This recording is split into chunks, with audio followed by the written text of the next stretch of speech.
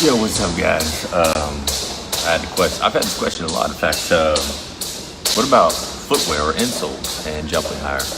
And it's actually quite a big discussion. But I want to tell you two things in this chat. I think we'll have another one, but I want to tell you two things in this chat to keep in mind that are very important regarding your footwear. But before I do, I just want to say, when I was in middle school, East Bay Magazine, all these shoes in East Bay Magazine, I'm like, I'm going to pick the shoes that are going to make me jump the highest. And so I went through the whole magazine and I decided the lightest pair would make me jump higher. And I found Clyde Drexlers. I think they were like 7 ounces. I can't remember. They were half black, half white. And I was like, Clyde, the lightest shoes. I ordered those puppies, and I was pretty happy about them. Clyde the Glide. Yeah, they were light, They were light. They did feel good. But, as far as choosing a shoe for its weight, those shoes probably weigh less than a glass of water. So you might as well leave the glass. If you drink a glass of water, you get the same effect from a shoe. I mean, a couple, whatever a shoe adds to your weight is not going to be significant. So, the thing about shoes, choosing footwear to jump higher, is there's two things, important things. Is one, what the shoe you chooses will never, ever, ever come close, even remotely close, to getting you the gains you can get from smart, consistent training. So even if you're looking for footwear or for shoes to help you jump higher, don't ever think that it's going to be anywhere near the effect of consistent, smart training. That's the first thing about choosing footwear. Never. Not even close, if any at all. And the second thing is, the placebo effect is real. I mean, my son, I love picking out shoes with my son because we pick the fastest shoes, You put them on and just take off, And, tell you what, man, the Batman shoes went pretty fast. They did appear to go faster on a double-blind study. So the placebo effect is real. If you feel good in those shoes, if you feel like they're going to make you float, if you feel nice about those shoes, those are the ones, because the placebo effect is real.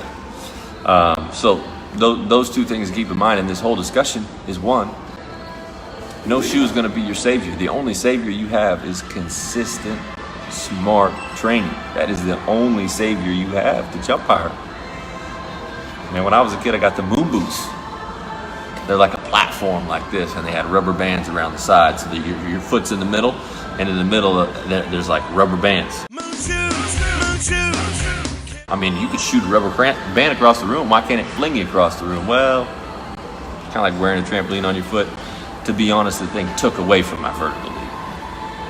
Then there was these insoles. There's one pair of insoles that, claims to, bounce you higher. Well, guess what? If you take a flat basketball and you put some very bouncy rubber around that basketball, it ain't gonna bounce. It's because the weak spot you're not a bouncy ball inflated to whatever. You're human. Your joints, your muscles, your absorption of your body, of that power and force, that's the weakest link. And so that's where you jump the least. You don't get a bounce out of the room because you have rubber on the bottom of your shoes. It doesn't work like that. And there's now a new one that Matt Veach pointed out to me. They took a shoe like this. Now check this out. Bent it like this, and it went across the room because of the insole insert.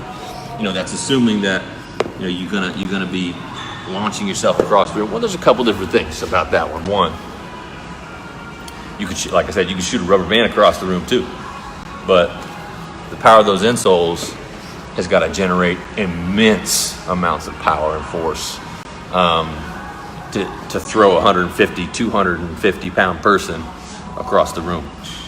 And the amount Putting a rubber band across my foot also isn't going to do anything. The amount of additional power that generates is nil.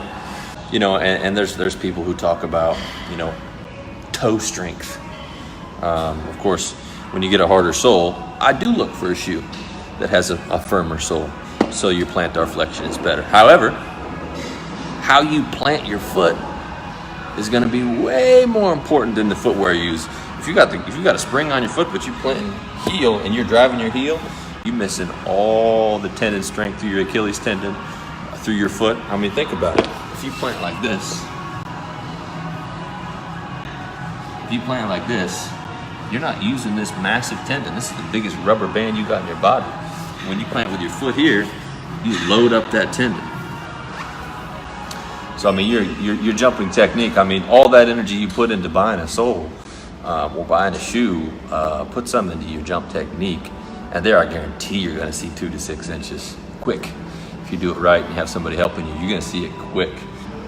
Your body driving force into the ground is the weak link, not your shoe.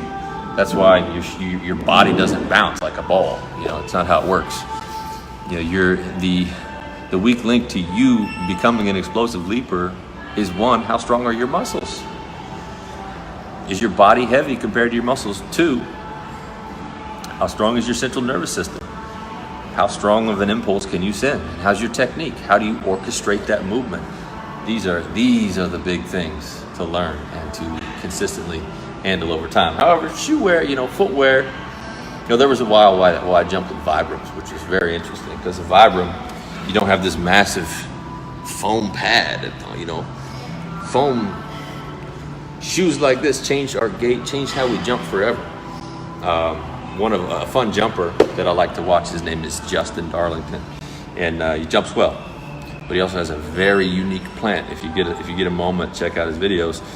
He plants very uniquely because he drives, he kind of toe plants, 4-foot plants, where a lot of other jumpers, myself included, are more of a rocker style.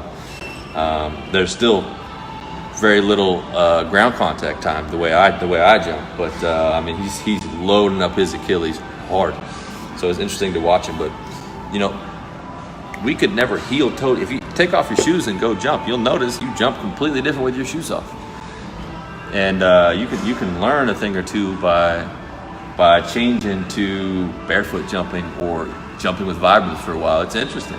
It'll change the way you jump. It'll also make you use your natural equipment a little bit better.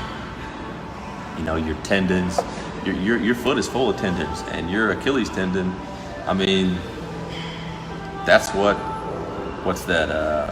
There's an animal I love to watch jump. He's a lemur, the ring-tailed lemur.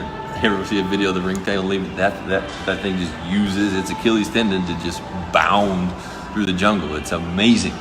And when humans started running heel-toe, they stopped using all the spring of their Achilles, and they found that these tribes like the Tarahumara in Mexico, they could run these ultra marathons partly because they were using their tendons better. They were using their body better for what it was meant to do.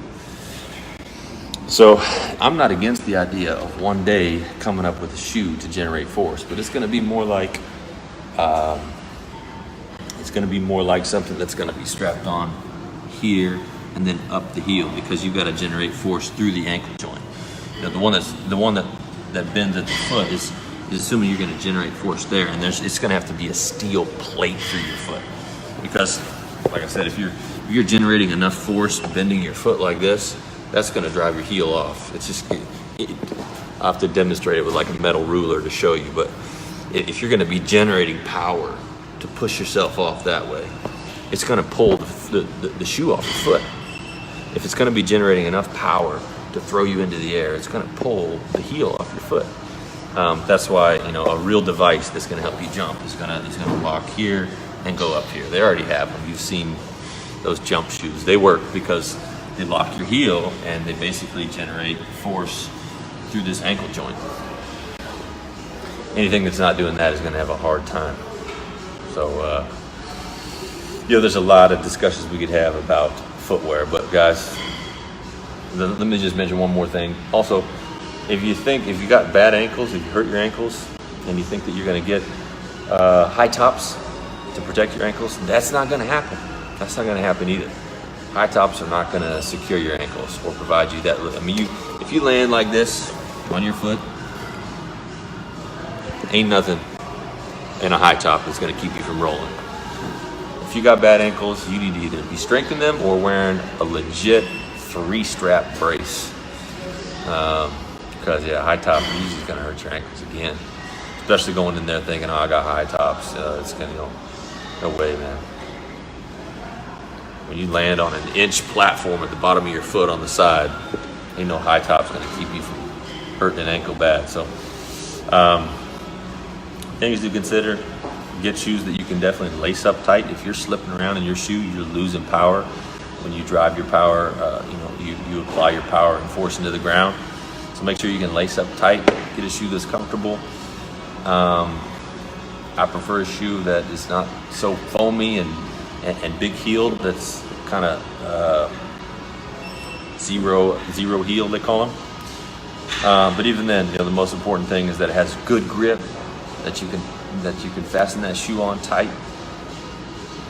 I like a hard sole, meaning one that gives you a little bit of firmness on your plant. And again, we're talking, you're not going to be launching yourself out of the gym. Some of you guys are going to try on footwear or try on a sole and say, hey, let's see if this works. And, it's going to be, that's why those studies have to be double blind, because there's a placebo effect. You put my son in Batman shoes, he's going to run faster. And it ain't because they Batman shoes.